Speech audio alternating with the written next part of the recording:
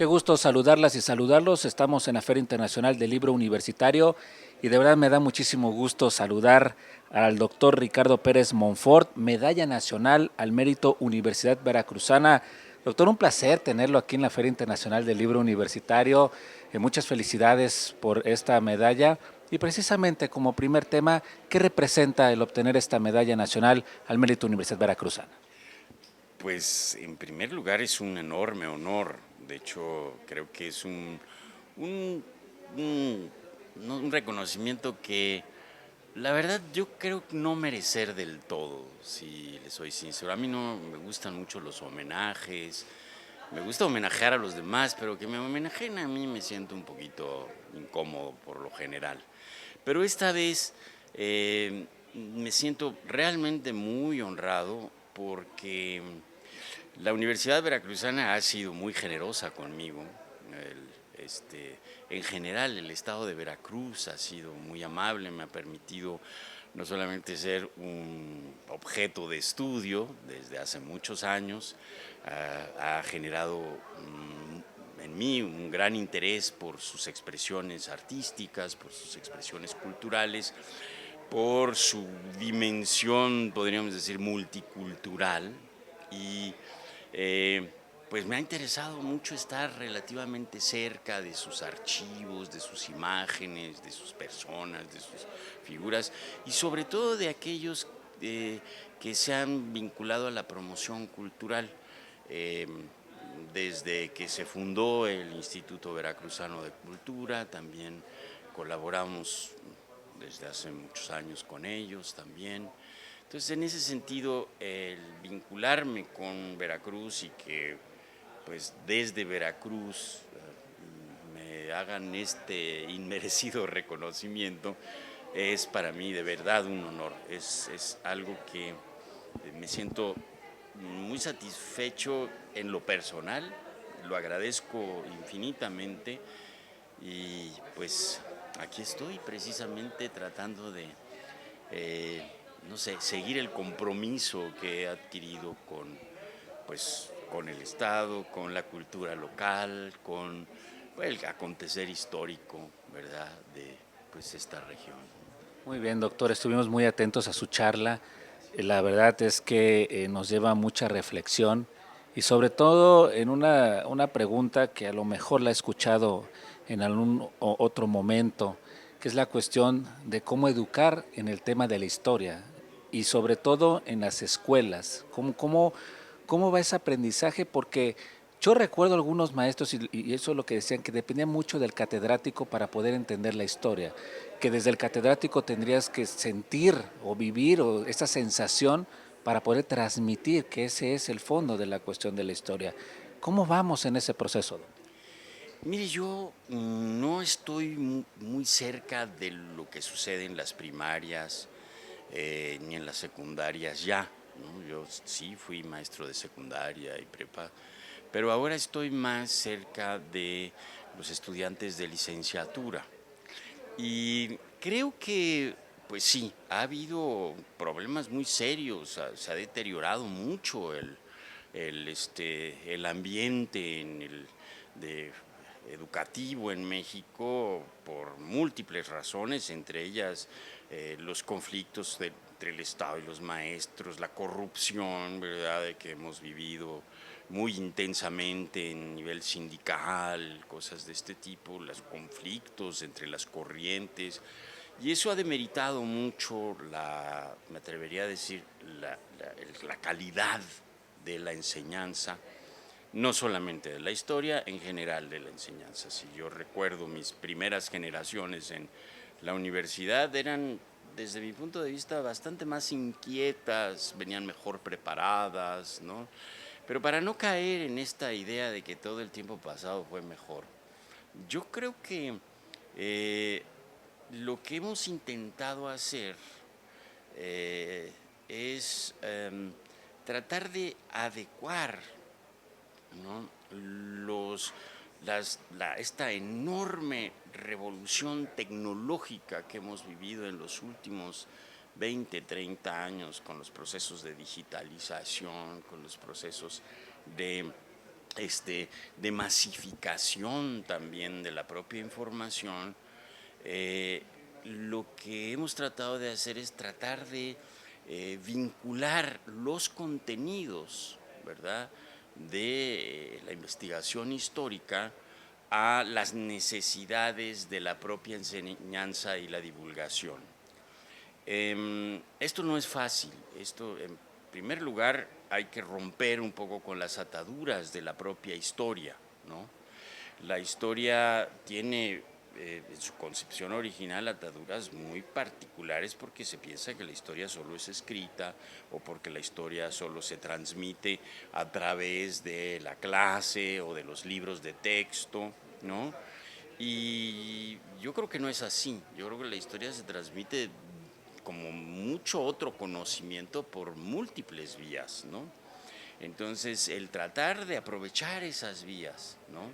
El tratar de poder tener una narración ágil, una narración atractiva, una narración con recursos novedosos, pero sin perder el rigor y sin perder cierto apego a la objetividad y a la crítica, ¿no?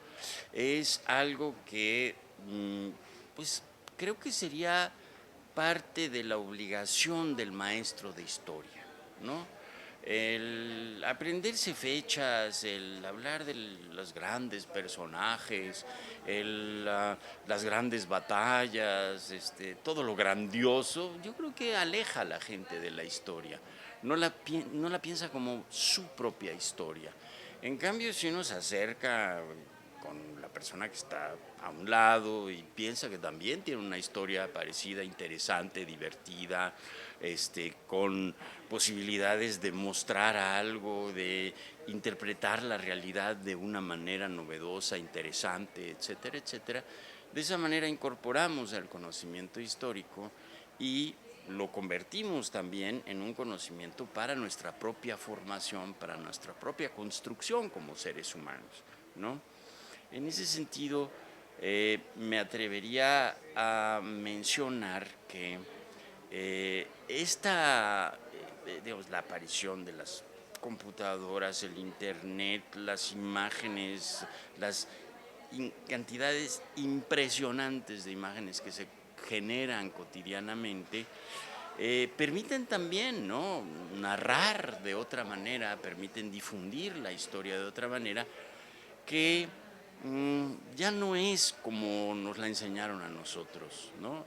Que yo afortunadamente sí tuve muy buenos maestros, ¿no?, de historia que me estimularon mucho para poder, pues, averiguar otras cosas, no solamente averiguar la relevancia de un acontecimiento, sino encontrar los contextos, encontrar cuál es el sentido de la propia historia y por qué las- la gente interpreta o el historiador interpreta los acontecimientos históricos de determinada manera, ¿no? Entonces, eh, algo que a mí me interesó desde muy joven fue poder encontrar las dimensiones históricas en las expresiones artísticas.